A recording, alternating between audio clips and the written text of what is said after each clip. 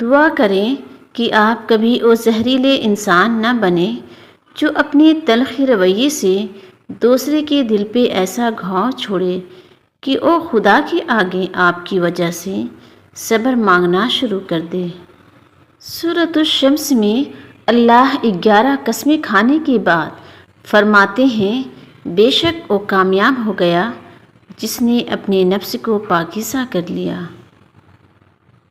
رشتے خوبصورت آواز، اونچے مرتبے اور خوبصورت چہروں سے نہیں بنتے، بلکہ خوبصورت دل اور نہ ٹوٹنے والے بھروسے سے بنتے ہیں۔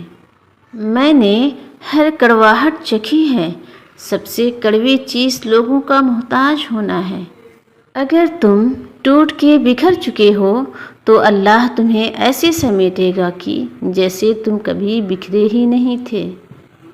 زمین کے تمام راستے اس بھلائی کے راستے میں نہیں کھڑے ہو سکتے جو اللہ آپ کے لیے چاہتا ہے۔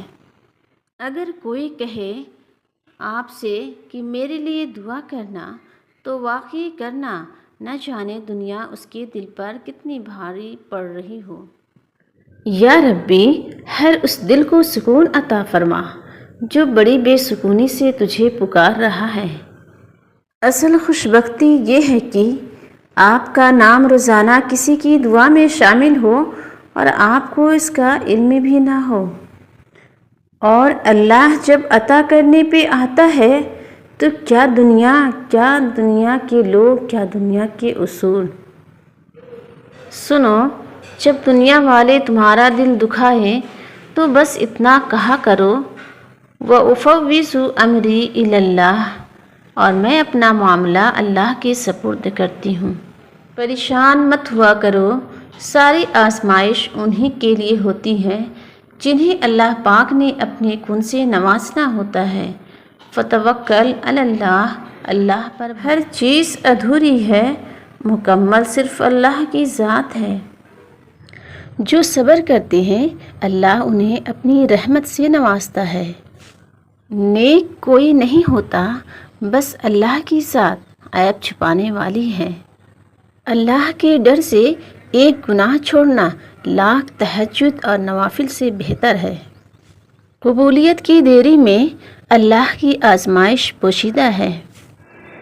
اور تمہارے دل کی سختی تو یہ ہے کہ تمہیں موسیقی رلاتی ہے، قرآن نہیں۔ مجھے قدرت کے ایک عمل سے بہت پیار ہے، مکافات عمل۔ سکون سا آ جاتا ہے یہ لفظ سن کر کہ جو جیسا کرے گا وہ ویسا بھرے گا۔ واحد اللہ کا در ہے، جہاں بغیر بلاوے کے بھی چلے جاؤ تو شرمندگی نہیں، سکون ملتا ہے۔ اگر دعائیں رد ہونی ہوتی تو میرا اللہ کبھی نہ فرماتا کہ مجھ سے مانگو میں دوں گا۔ وہ اللہ ہی ہے جو دل کی خاموشی کو بھی سمجھ لیتا ہے۔ وہ رب آزماتا ہے تمہیں تمہارے دل کے قریب چیزوں سے۔ اللہ کو بہت پسند ہے تمہارا اسے یاد کرنا، وہ یہ نہیں دیکھتا کم کرتے ہو یا زیادہ کرتے ہو۔ اللہ فرماتا ہے تم میری رضا میں الحمدللہ کہنا سیکھ جاؤ، میں تمہاری ساری تکلیفیں اور پریشانیاں ختم کر۔ خواب خواہش اور لوگ جتنے کم ہوں اتنا ہی اچھا ہے۔ بوڑھوں سے تنگ نہ ہوا کرے، ان کے سفید بالوں سے سارا گھر چمک رہا ہوتا ہے۔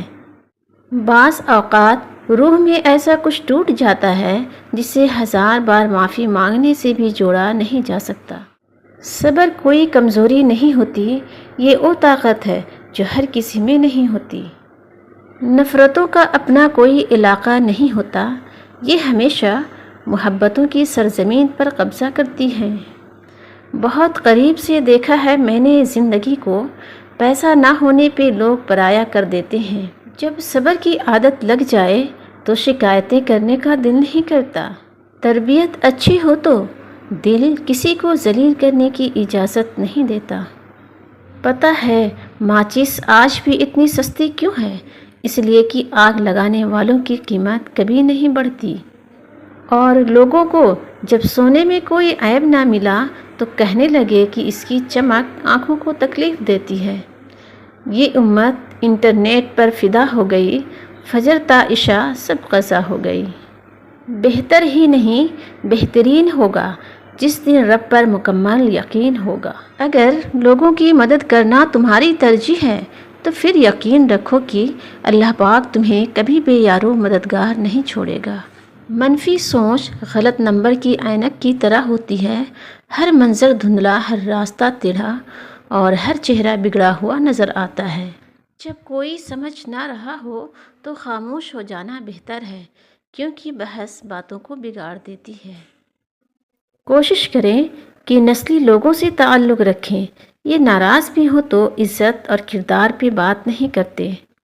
ہم نے گھر بنایا، کوٹھیاں بنائیں، مگر رہنے کے لیے وقت نہ بچایا۔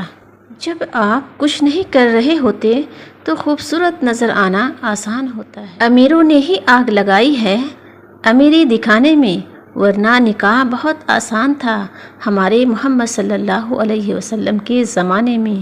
کنٹرول بہت ضروری ہے، اگر آمدنی نہیں ہے تو اخراجات پر، اور اگر معلومات نہیں ہیں تو الفاظ پر۔ زلیخا کا عشق گواہ ہے اس بات کا کہ جسے رب چاہ لے وہی دل کا سلطان بن جایا کرتا ہے۔ الفاظ ہر وہ چیز بیان نہیں کر سکتے جو انسان محسوس کرتا ہے۔ جذبات بھی حقوق کی طرح ہوتے ہیں، جو مستحق نہ ہو اسے دینا ضروری نہیں ہوتا۔ جن کے جنازے چھوڑنا ناممکن ہوں ان سے صلح کی گنجائش رکھنی چاہیے۔